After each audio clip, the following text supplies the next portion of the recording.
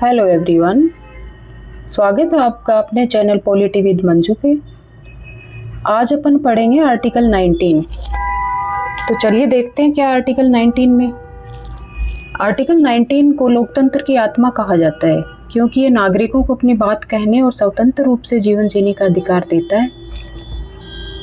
Article 19 में 6 प्रकार की स्वतंत्रताएं दी हुई हैं। तो चलिए दोस्तों देखते हैं कौन कौन सी स्वतंत्रताएं हैं। विचार और अभिव्यक्ति की स्वतंत्रता। अपन कोई भी नागरिक अपने विचारों को अभिव्यक्त कर सकता है, वो किसी भी माध्यम से, चाहे वो बोल के करे, चाहे वो लिख कर करे, चाहे वो किसी पोस्टर के माध्यम से करे या वो मौन रहकर करे, कैसे भी करे वो अपने विचारों को अभिव्यक्त कर सकता है। शांतिपूर्ण सभा करने की सभी नागरिकों को स्वतंत्रता है। संगठन या संघ बनाने की स्वतंत्रता है। शांतिपूर्ण तरीके से कहीं प्रदर्शन, धरना, सभा कर सकते हैं। अपन संगठन बना सकते हैं, संघ बना सकते हैं। भारत में कहीं भी अपन घूम सकते हैं, कहीं भी निवास कर सकते हैं और कोई भी व्यवसाय अपन चुन सकते हैं। ये 6 प्रकार की स्वतंत्रताएं दी गई हैं। तो चलिए जानते हैं इनके बारे में विस्तृत से। पहली स्वतंत्रता है विचार और अभिव्यक्ति की स्वतंत्रता। यह स्वतंत्रता अनुच्छेद 19(1)(a) में दी गई है। इसका मतलब है हर नागरिक को अपने विचार अभिव्यक्त करने की पूरी स्वतंत्रता है। चाहे वो बोल कर करे, लिख कर करे, भाषण के माध्यम से करे, लेख के माध्यम से करे, सोशल मीडिया के माध्यम से, या वो मौन रहकर या नाच कर, गा कर, जैसे भी वो अपने विचारों को अभिव्यक्त कर सकता है, वो उसकी मर्जी है। लेकिन यह स्वतंत्रता अत्यंतिक नहीं है, एब्सोल्यूट नहीं है। इस पे कुछ कारणों से प्रतिबंध लगाए जा सकते हैं जो अपन आगे नीचे पढ़ेंगे। शांतिपूर्ण सभा की स्वतंत्रता।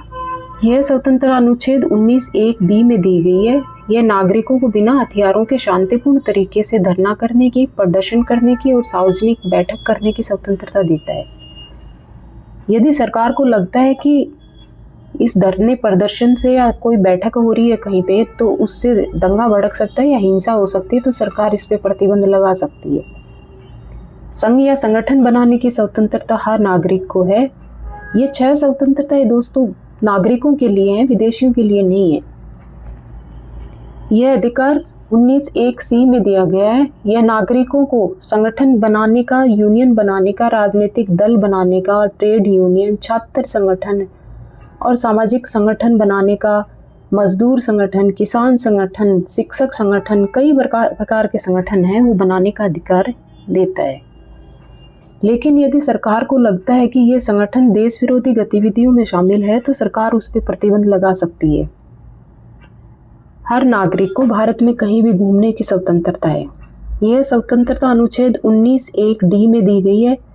इसका मतलब है भारत का कोई भी नागरिक देश के किसी भी हिस्से में घूम सकता है, यात्रा कर सकता है। जैसे पर्यटन के लिए अपन कहीं जाते हैं, यात्रा करते हैं, या किसी अन्य राज्य में अपन नौकरी कर रहे हैं या व्यवसाय कर रहे हैं, तो उसकी अपन को पूरी आज़ादी है। लेकिन कुछ सुरक्षा कारणों से सरकार इस पे प्रतिबंध लगा सकती है।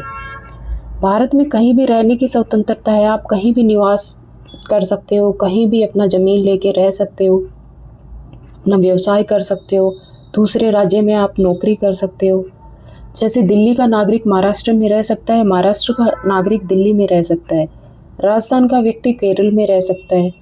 हालांकि कहने का मतलब है कि कोई भी राज्य में आप रह सकते हो, आप भ्रमण कर सकते हो, यात्रा कर सकते हो, इस पे कोई प्रतिबंध नहीं है। हालांकि कुछ आदिवासी क्षेत्र ऐसे हैं जिनकी संस्कृति की रक्षा के लिए सरकार प्रतिबंध लगा सकती है। व्यवसाय की स्वतंत्रता। यह अधिकार अनुच्छेद 1(g) में दिया गया है। इसका मतलब है कोई भी आप व्यवसाय कर सकते हो, कोई भी आप पेशा चुन सकते हो। जैसे कि आप डॉक्टर बन सकते हो, वकील बन सकते हो, शिक्षक बन सकते हो, व्यापारी बन सकते हो। लेकिन इसके लिए कुछ योग्यताएं हैं इन पेशों के लिए। जैसे डॉक्टर, वकील, शिक्षक के लिए कुछ योग्यताएं निर्धारित की गई हैं। आपके पास वो योग्यता होनी चाहिए, वो डिग्री होनी चाहिए, तभी आप ये कर सकते हो। ये नहीं कि आपने MBBS नहीं किया और आप ऐसे ही डॉक्टर बन गए, या आपने लॉ नहीं की और आप ऐसे ही डॉक्टर बन गए। वकील बन गए। तो इसके लिए कुछ योग्यताएं ज़रूरी है और कुछ व्यवसाय ऐसे हैं जिनके लिए लाइसेंस की ज़रूरत होती है, बिना लाइसेंस के आप वो नहीं कर सकते। आर्टिकल 19 में 6 स्वतंत्रताएं दी हुई है, लेकिन वो पूर्ण नहीं है, उन पे कुछ प्रतिबंध हैं।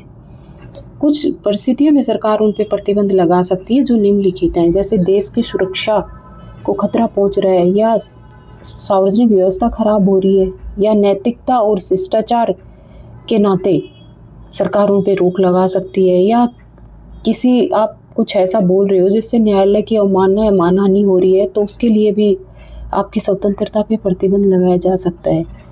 जैसे आप ऐसा कोई कार्य कर रहे हो या आप ऐसा कोई भाषण दे रहे हो जिससे अपराधों को बढ़ावा मिल रहा है, या आप अपराध करने के लिए उकसा रहे हो किसी को, तो आपकी स्वतंत्रता पे प्रतिबंध लगाया जा सकता है, चाहे वो इन 6 में से कोई भी स्वतंत्रता हो।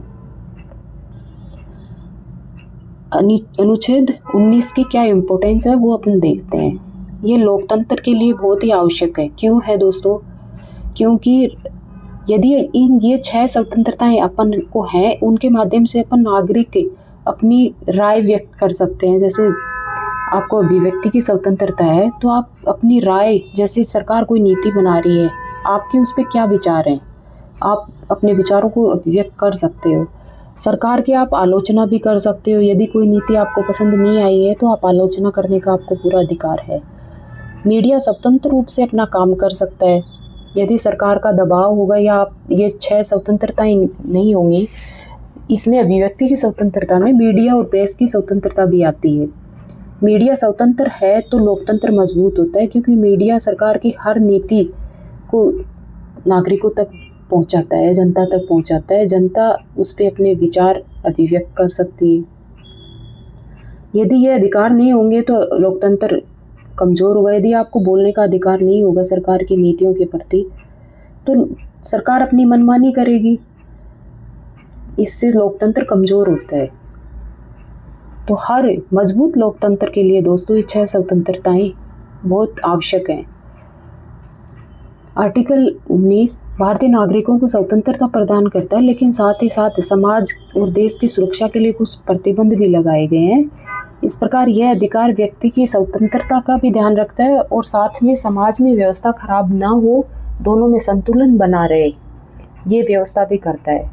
तो समाज में व्यक्ति नागरिकों को स्वतंत्रताएं दी गई हैं, लेकिन उन स्वतंत्रताओं से यदि कुछ कारणों से सामाजिक व्यवस्था को नुकसान पहुंचता है तो उन पे प्रतिबंध भी लगाए जा सकते हैं। इस तरह से व्यक्तिगत स्वतंत्रता और सामाजिक व्यवस्था के बीच संतुलन बनाया गया है। दोस्तों मूल अधिकार है मूल संविधान है, उसमें 7 स्वतंत्रताएं दी गई थी। 7वीं स्वतंत्रता संपत्ति का अधिकार था, जो 19(1)(f) में दी गई थी, जो नागरिकों को संपत्ति रखने का अधिकार दिया गया था। मतलब यह है कि हर भारतीय नागरिक संपत्ति खरीद सकता है, वह संपत्ति रख सकता है, उसका उपयोग कर सकता है। ये स्वतंत्रता 19(1)(f) में दी गई थी, जो 44वें संविधान संशोधन 1978 के द्वारा समाप्त कर दी गई। 1978 में 44वें संविधान संशोधन के माध्यम से संपत्ति के अधिकार को मौलिक अधिकारों से हटाकर एक कानूनी अधिकार बना दिया, जो 300A में शामिल कर दिया गया। कोई भी व्यक्ति अपनी संपत्ति से कानून के ये अधिकार बनाने के बाद कोई भी व्यक्ति अपनी संपत्ति से कानून के अनुसार ही वंचित किया जा सकता है। सरकार उनसे बिना कानूनी कार्रवाई के या बिना कानूनी प्रक्रिया के उनकी संपत्ति नहीं छीन सकती। जैसे कि अगर किसी व्यक्ति की ज़मीन सरकार सड़क बनाने के लिए या कोई परियोजना के लिए या उद्योग के लिए लेती है, तो वो कानूनी प्रक्रिया के हिसाब से ही लेगी।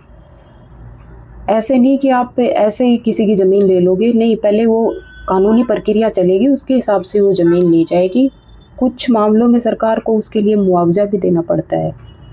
तो ये था दोस्तों आर्टिकल 19, जिसमें 6 स्वतंत्रताएं दी गई थी, लेकिन उन पे कुछ कारणों से प्रतिबंध भी लगाए गए थे, जो अपन ने देखे किन कारणों से। तो दोस्तों ये वीडियो यदि पसंद आया हो तो लाइक, शेयर एंड सब्सक्राइब जरूर करिएगा। अगले वीडियो में इससे रिलेटेड MCQs के साथ मिलते हैं। Thank you.